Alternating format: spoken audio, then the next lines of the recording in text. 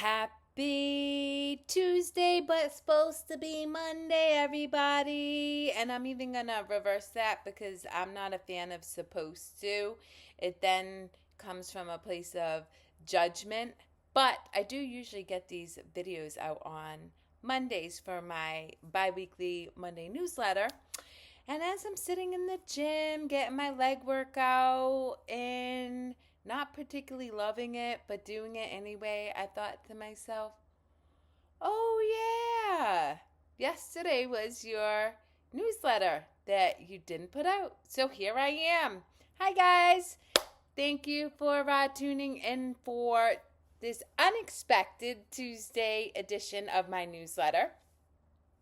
Yesterday, I was traveling on a train back from New York City and actually working from the train, which is super cool. I just have to tell you the fact that I've created a life in which I can work from anywhere continues to remind me why I put in the hard work and stay dedicated, even during the moments that feel really hard, which as a business owner and somebody who works in addiction and mental health recovery, I can tell you, there are hard moments.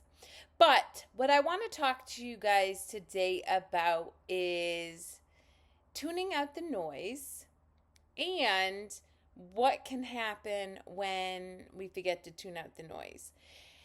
And all of this stems from a personal experience I had this weekend in New York City. I have 4 clients in Harlem, and I've worked with all of them for different amounts of times, but every single one of them for a year or more. So really close connection to these individuals. And because I was in New York City and Nana, my significant other, was off doing his anime convention, I thought, what better time than to go connect with these beautiful souls. Not being in Harlem before, I didn't think much of it. I planned on taking the train in, no worries. Until people who love me very much started whispering in my ear, "Oh, Kerri, you don't know New York. You got to be careful. You're going into Harlem. You got to make sure you're safe." All of these things. And I had to stop and I had to discern, which is something I'm amazing at doing, trusting myself, not listening to the outside noise.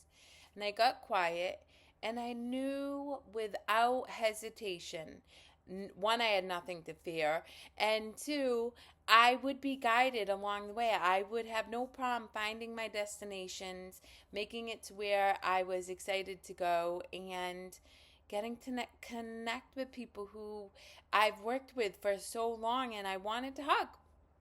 And that's just what happened. Jumped on the train, did my thing, met some incredible people, got to walk down the streets of Harlem connecting with individuals, went to an African street market, which was incredible, and I was just happy and in my glory. Made my way back home.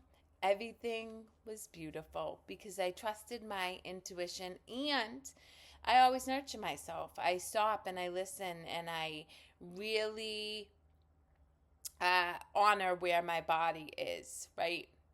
Fast forward 2 days. Went into Harlem again to help a particular client with some stuff and got lost in the sauce of support. Was super entrenched in navigating what we were working through, and I didn't listen to my body when it needed to take breaks. I didn't drink the water, I didn't stretch, I just kept going, and I convinced myself that in the interest of being here for a limited amount of time, I just needed to power through and get the thing done. So eventually it came time to make my way back to the train station, which is like 10 blocks away, and head home.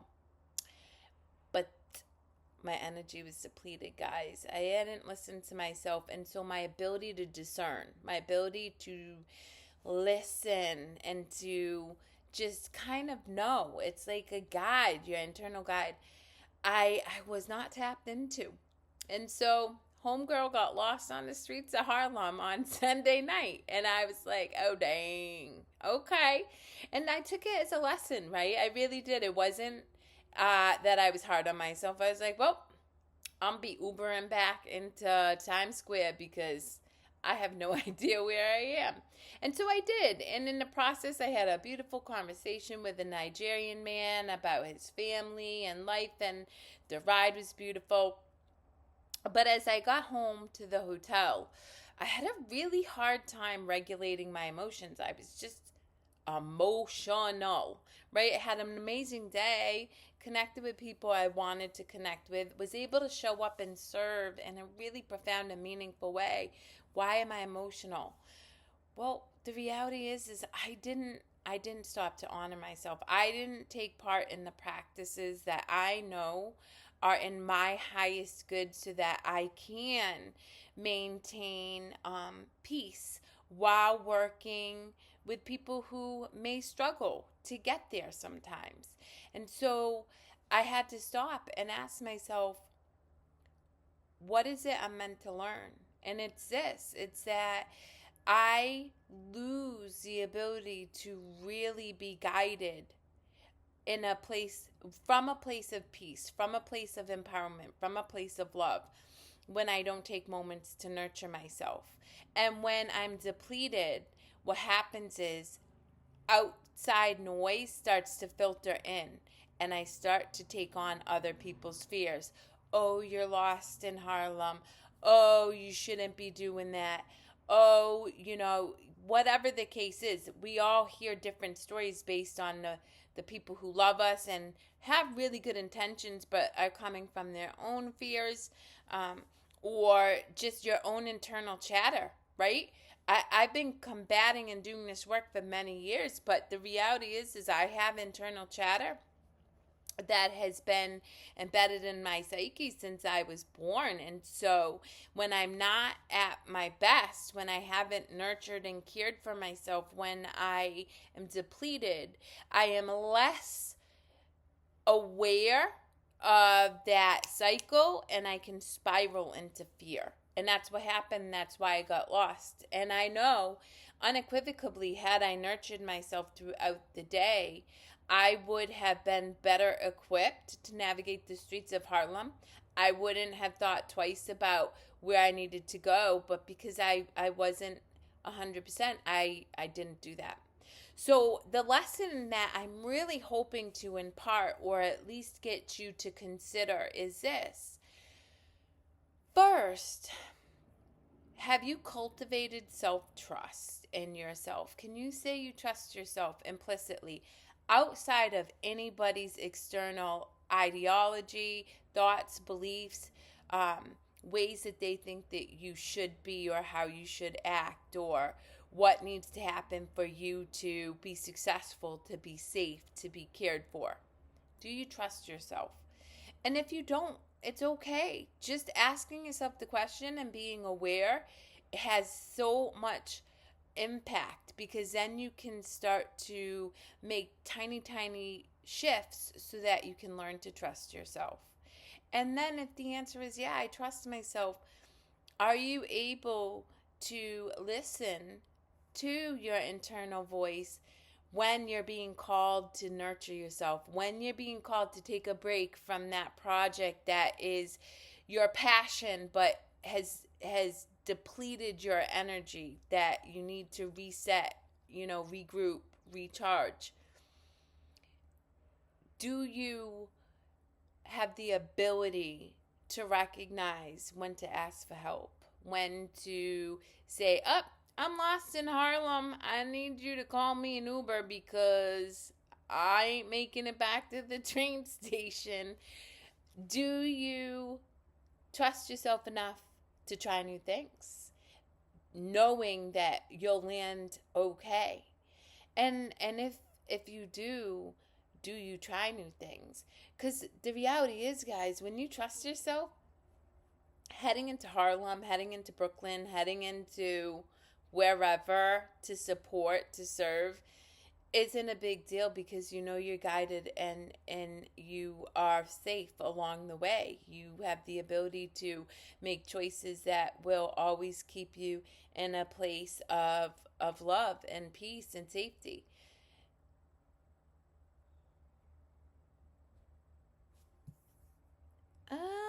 I think I just lost that. Okay, well, it's kept recording, guys. My screen went blank, so I looked very confused. But you know what? That's a way it goes sometimes. So, um, if you have worked to cultivate yourself, can you or do you discern? Do you listen to yourself? And I think, the answer for anybody who trusts themselves is of course. And yet, like me, we lose sight of that sometimes, and we need that contrast. We need reminders. We need getting lost in Harlem to remind ourselves to take care of ourselves. We also need reminders from outside sources to say, hey, don't go into Harlem. Don't get on a train station. You don't know where you're going. And for us to tell ourselves, you know what? I know I got this. I know I can do this. And doing the thing. So that way we can continue to cultivate that self-trust, that discernment, that wisdom. And in doing that, we also are teaching other people that they have the ability to trust themselves. That really, at the end of the day, the person you want to most lean into is yourself. So if you were struggling to trust yourself, ask yourself why. And then take small steps, trying something new, trying something brave. Even if it's super small, like starting working out or going for a walk or meeting a new friend. And if you do trust yourself, are you able to pause and listen even more deeply to what your needs are and what you need in any given moment? So that way you are always in a place of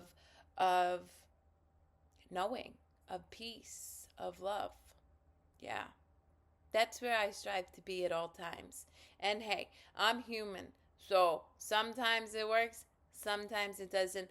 But all of it is a gift to me, because when I forget to trust myself and nurture myself, I am always provided with gifts to get me back on track. I very much appreciate you guys for showing up, pressing play, and listening to my own journey through this incredibly interesting life that we all lead. And I look forward to coming back in 2 weeks on Monday when I made a commitment to do so, and inspiring, hopefully making you laugh, and sharing in my own journey in hopes and that you gain something from it. If nothing else, laughter, wisdom, insight, or just a new perspective. Deep love to you guys.